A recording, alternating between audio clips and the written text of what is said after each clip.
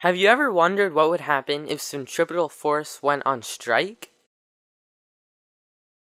Without centripetal force, orbital mechanics would cease to exist, meaning no satellite TV, no internet, no GPS. The world would be quite a mess. So how does this awesome concept that is so important to keeping our world in one piece work? Or better yet, how does it work when applied in orbital mechanics? Well, before we get into centripetal force, let's remind ourselves of another concept, one that's usually associated with falling apples. Gravity. Gravity is the invisible force that keeps you and me attracted to the ground.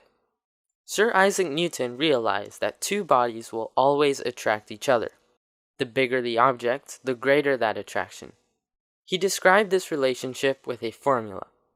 By taking the mass of the two bodies and the distance between each other, the result equals the force of gravity between the two, expressed in acceleration. For example, on Earth, the acceleration at the surface is approximately 9.8 meters per second squared. In other words, if the ground were to suddenly give out, we'd all fall at a speed constantly rising by 9.8 meters every second. This is very important, and we'll use it later. Without gravity, life would be quite an amusing story. Unfortunately, gravity also makes getting into space very difficult. Because the Earth is constantly pulling us back, a rocket would have to be constantly pushing in the opposite direction. This rocket would require an infinite amount of fuel though, which is just not feasible. But luckily, centripetal force opens up a new door. Centripetal force is just the amount of force required to keep an object going in a circle instead of a straight line. In fact, the formula for centripetal force is actually just a modified version of F equals ma. This equation describes the force of an object that is accelerating in one direction. All we have to do is change the a, the acceleration variable, to something that will describe motion in a circle. But how do you measure the force if the object is never accelerating or decelerating? Well, remember that velocity doesn't equal just speed, but also direction. When an object is traveling in a circle around another body, the object may be traveling at the same speed, but it will be constantly changing direction. After all, it's going in a circle. Therefore, Newton came up with an equation to describe this change, or acceleration, in the velocity's direction. Using simple geometric rules, you can create a triangle using the velocity vectors created by an orbiting object. A vector in relation to velocity is a line segment indicating speed by its length and direction with an arrow. Take this situation for example. A small spacecraft is orbiting an Earth-like planet, traveling at velocity v. If we cut a small chunk out of the circle created by its orbit, we can draw vectors that relate to the spaceship's velocity at two different times. By finding the change between these two vectors, we can find the change in velocity, or the acceleration, which is our final goal. First, we remember that the change between two things is found by subtracting them and dividing the result by time. So, if we start with 4 apples, and a second later end with 1 apple, our change was minus 3 apples per second.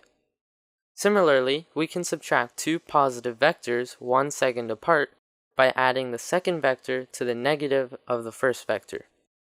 The result is our change in velocity, or delta v. Finally, we can divide the delta v by the time between the two vectors, just as we did with the apples. The time between the two vectors can be expressed as a change in time, or delta t, times the speed, revealing a final equation of delta v divided by delta t times velocity. But this leaves us nowhere closer to getting what we need, does it? Well, it actually does. There is just one small key factor that we're missing. Notice that when we put the two vectors tip to end, the angle we create is exactly the same as the angle of the two radii of the chunk of circle we cut out.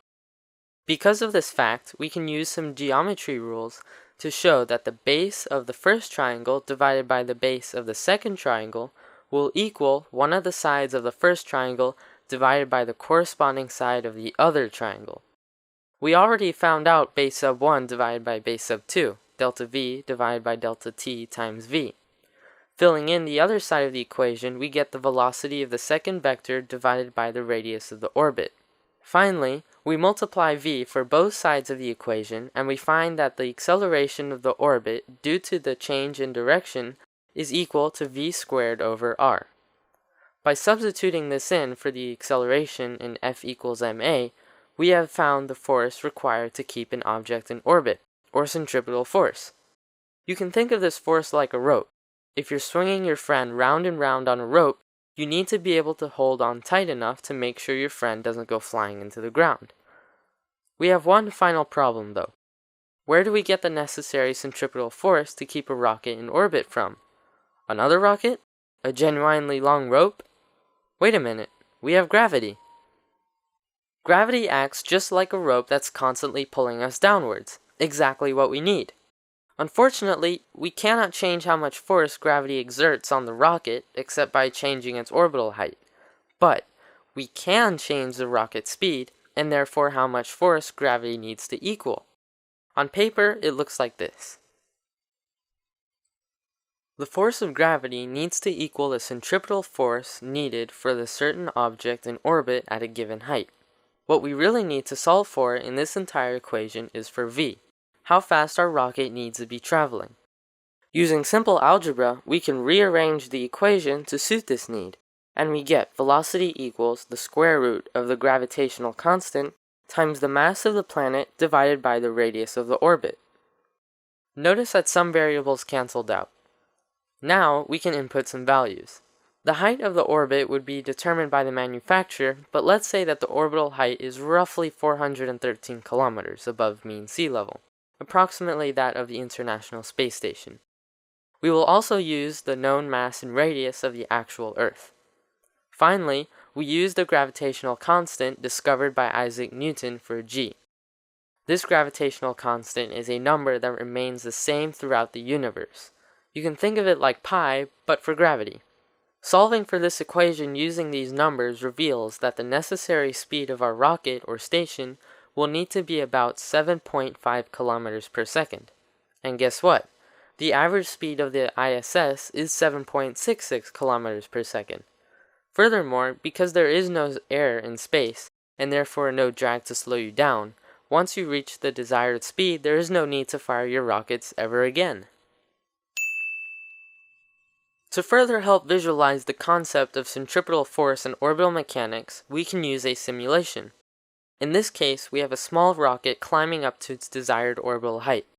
The next step would be to execute a burn parallel to the ground in order to achieve a high enough velocity to obtain a stable orbit.